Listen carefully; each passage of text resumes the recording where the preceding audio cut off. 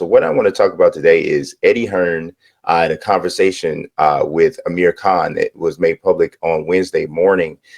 They had a little split screen interview thing going. A lot of people are doing that now because of the pandemic.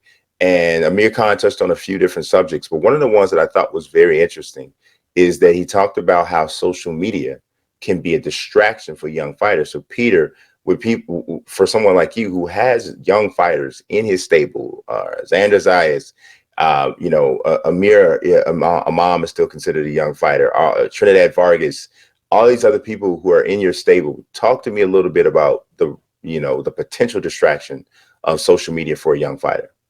Well, first and foremost, you mentioned Amir Khan talking to Eddie Hearn, and just wanted to send my well wishes out to Barry Hearn. Eddie's father had a minor heart attack on Sunday, had surgery. Apparently he's back home and doing well. And, Barry's had a big impact on the sport. He is the founder and CEO of Matchroom. So just wanted to send some well wishes out there to Eddie and his family.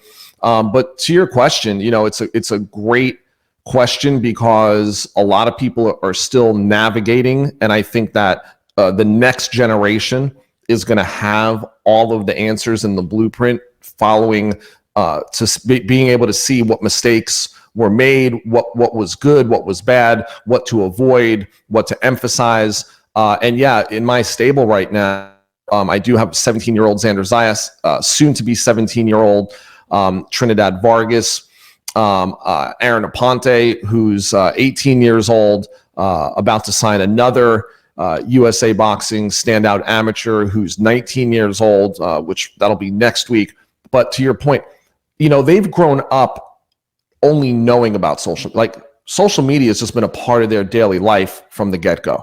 And so they have a good idea as to what's good, what's bad, how it could bite you in the butt. And of course, one of the things that I talk about all the time with them is being mindful of what they put out there. Being mindful that whatever they put out there is going to get potentially shared. And the tone of what they put out there could be taken many different ways by many different people. Xander Zayas is a perfect example. He only puts out things that are positive. If it's not positive, it doesn't go out. And people wonder, do you control his social media? Well, it's a team effort.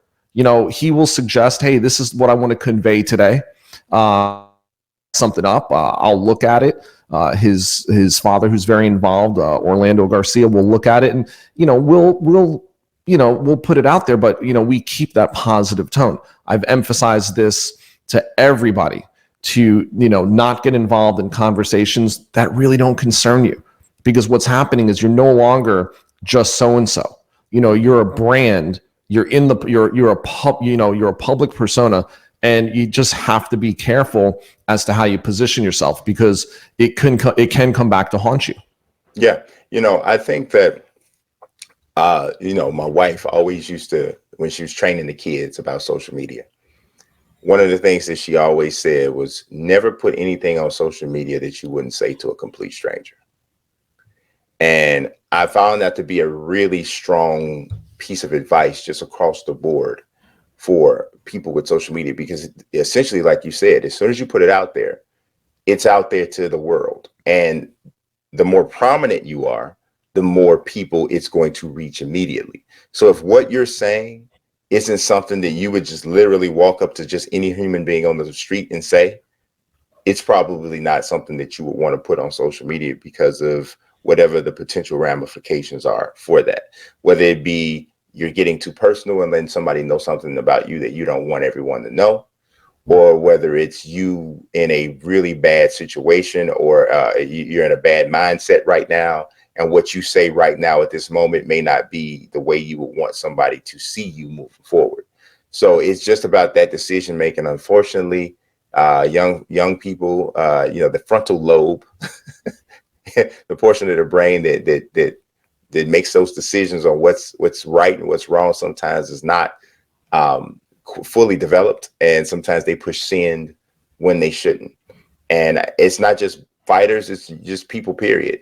Right. People make these mistakes. I mean, so I think that but more so of kind of what Amir was talking about, I think, is when it comes to like matchmaking and calling fighters out and getting charged up because of and getting emotional, so to speak, because of what another fighter is saying to you on social media, that sort of thing. I felt like he might have been kind of leaning in that direction a little bit with his comments and what he was talking about, because so much of that right now, like we're getting fights that are being discussed. Like, obviously fighters can say whatever they want to say until the promoters are talking, it doesn't matter, right? But we're seeing a lot of fights get traction with the public based off of back and forth on Twitter, back and forth on Instagram. So, and that's part of the uncharted territory. mm-hmm. Back in the day, it was up to the promoters' narrative of two fighters that would. Now what's happening is the fighters are putting it out there. Mm-hmm. They're gauging the public's temperature and appetite. Yes. Then they're acting on it one way or another. So in that case, it's been a great tool. And you and I have talked about it in this week's show on Monday, how Ryan Garcia, Gervonta Davis, and Devin Haney, I mean, it's just like, it's like a Royal Rumble right now on Twitter. Like everyone's calling each other out. I'm going to do this. I'm going to do that. Posting screenshots of this guy texting me. So they create so much drama online, and to see what that interest is. Yeah. And then the public weighs in, and then the public gets into a big discussion. It creates a conversation. Then, like for instance, when Gervonta was on with us and he said regarding Ryan Garcia, it's already done. It's already written. Yeah. Well, I texted Eric Gomez and I said, is this done? He said, we haven't even spoken to Mayweather Promotions. He goes, but it's a fight we're interested in. Yeah. So, social media in that regard can help promoters sift through what's of interest and what's not of interest. And it also helps to kind of determine who's a bigger draw in some ways. I mean, now social media statistics are being looked at in that way. I mean, you're a fighter, you have 1 million followers on Instagram, 1 million followers on Twitter. That says something about your reach to a very important demographic. Right. And we'll take it a step further. So the following base is one metric. The most important metric is engagement. Engagement, yeah.